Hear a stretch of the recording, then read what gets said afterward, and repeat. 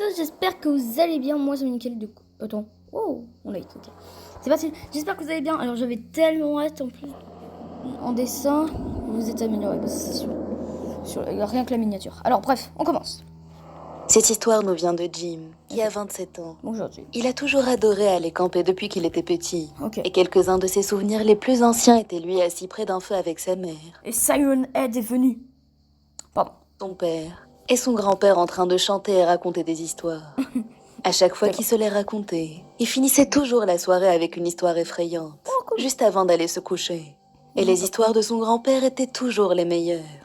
Ces descriptions donnaient des frissons à Jim, alors qu'il leur parlait de monstres et de personnages terrifiants sortis tout droit de son imagination lugubre. Jim adorait écouter ces histoires, mais une fois, lorsqu'il avait 10 ans, quelque chose est arrivé qui l'effraie encore à ce jour. Non, arrête, qu'est-ce qui se passe? Lors d'une journée fraîche d'automne, les parents de Jim ont décidé de l'envoyer camper avec son grand-père, comme chaque année. Ils sont arrivés au camp vers 6 heures, et sur le chemin, il a remarqué que le camp vers lequel il se dirigeait était différent de celui auquel ils allaient d'habitude. Comment ça? Son entrée semblait très ancienne, et un panneau en pierre couvert de mousse portant le nom du camp les a accueillis alors qu'ils y entraient. En arrivant, ils ont installé leur tente, et après avoir mangé et s'être rapidement lavés, ils se sont installés en face du feu comme d'habitude pour se raconter des histoires. Jim ne se souvient pas de toutes les histoires racontées, à l'exception de la dernière, l'histoire de son grand-père. Jim se souvient encore de l'odeur du feu de bois. Oh là, arrête.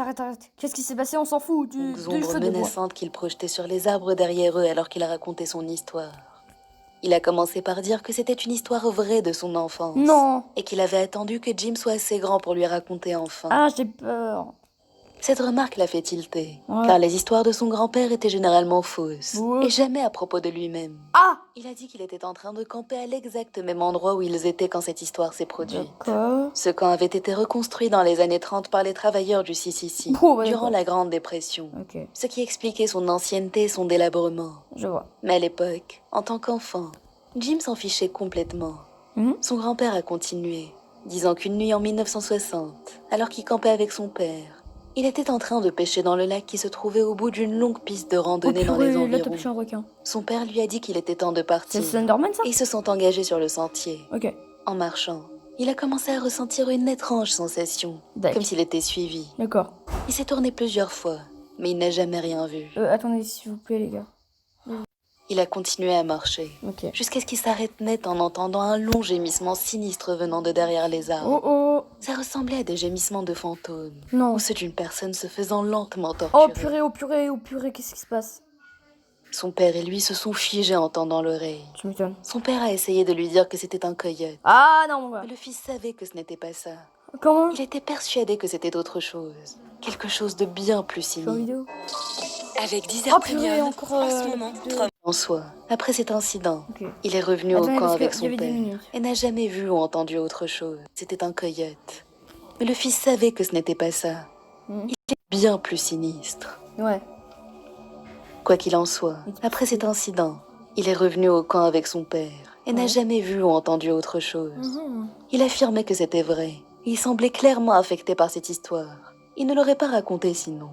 Mais pour Jim, elle semblait un peu bête. Effrayé par un bruit, allons. 2 jours plus tard, Jim et son grand-père étaient sur le chemin du retour, après une longue journée à randonner et ramasser des baies sauvages dans la forêt environnante.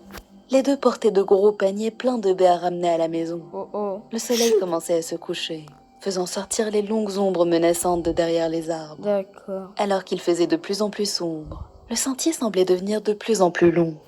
Jim avait une étrange impression dans le dos, comme s'il était observé.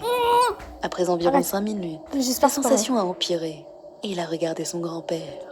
Il lui a retourné son regard, avec la même expression effrayée. Jim était choqué. Est-ce que son grand-père ressentait la même chose? Regardez plus tard. Puis il s'est souvenu de son histoire, sur comment il était effrayé en entendant le bruit. Sans dire un mot, les deux ont accéléré le pas, espérant rentrer au camp au plus vite.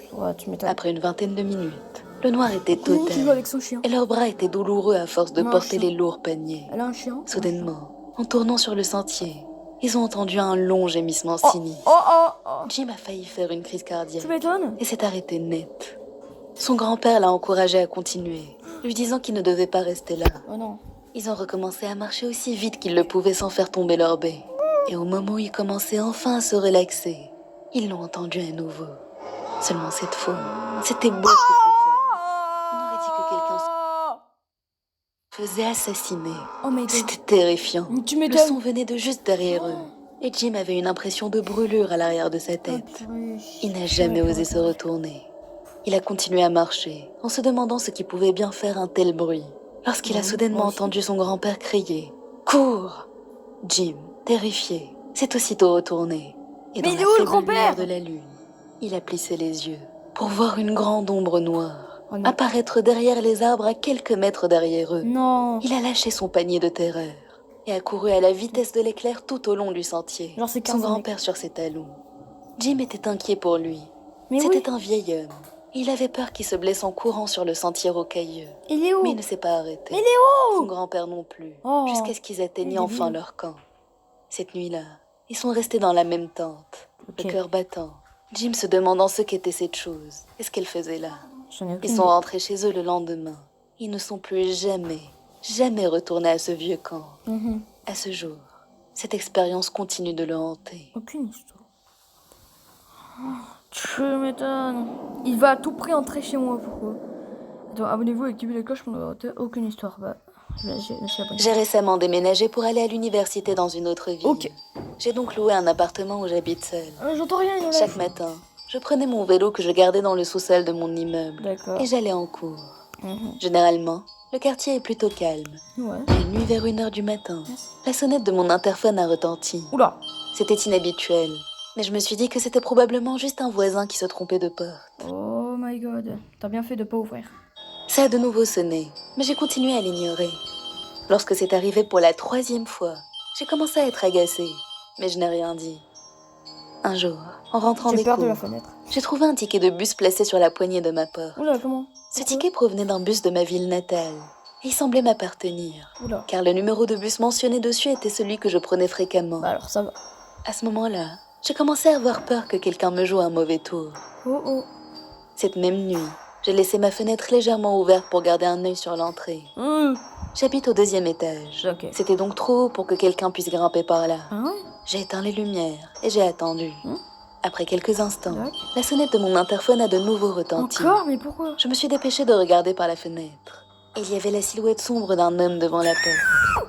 Il a attendu quelques Flippant. minutes, puis il est parti. Ok, il est parti. J'ai envisagé d'appeler la police, mais je n'avais pas grand-chose à signaler. Mais t'as À fait part la le fait plus grosse erreur de ta vie. Fallait appeler la police. Un homme étrange sonnait chez moi tard la nuit. J'ai donc laissé tomber. Mais ce qui s'est passé quelques jours plus tard a failli me rendre folle. Voilà. Il était aux environs de 3h du matin. Ok. Et l'interphone a de nouveau sonné. Mais tu m'étonnes, 3h du matin, c'est la nuit du démon, c'est Satan qui veut entrer chez toi pour te fracasser et pour te dire que tu vas mourir aujourd'hui. Mais cette fois-ci, j'ai entendu la porte se fermer. Oh. Quelqu'un avait dû oublier de la verrouiller.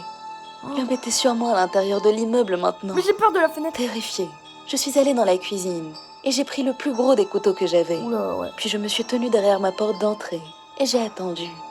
La sonnette a retenti et mon cœur s'est mis à battre plus fort que jamais. Tu m'étonnes. Il a de nouveau sonné, puis s'est mis à frapper violemment. Je suis restée figée pendant une éternité, Oh. jusqu'à ce que je n'entende plus rien.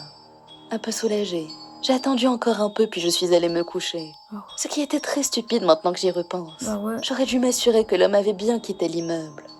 Le lendemain matin, en partant au cours, j'ai remarqué que la poignée de ma porte était abîmée, comme si quelqu'un avait essayé de la forcer. Oh oh. Je suis immédiatement allée voir mon propriétaire, Vas-y. qui vit juste au-dessus de moi, et je lui ai raconté tout ce qui s'était passé. Ah, c'était peut-être lui, hein. C'est pas. Il m'a rassurée en me disant que tout irait bien. Je suis donc allée chercher Super. mon vélo. Mais en marchant vers la porte du sous-sol, j'ai remarqué que le verrou était cassé. Oh non. J'ai tout à coup compris que l'homme de la nuit dernière avait dû se cacher là-dedans. Non, il a dû. Je n'avais pas entendu la porte de l'immeuble se refermer la veille. Ça voulait forcément dire que l'homme était toujours là. Mais oui. J'ai Oui. couru à nouveau chez mon propriétaire et je l'ai prévenu.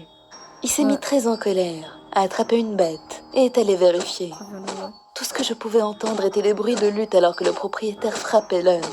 Nous avons ensuite appelé la police, qui est arrivée quelques instants plus tard et l'a arrêté.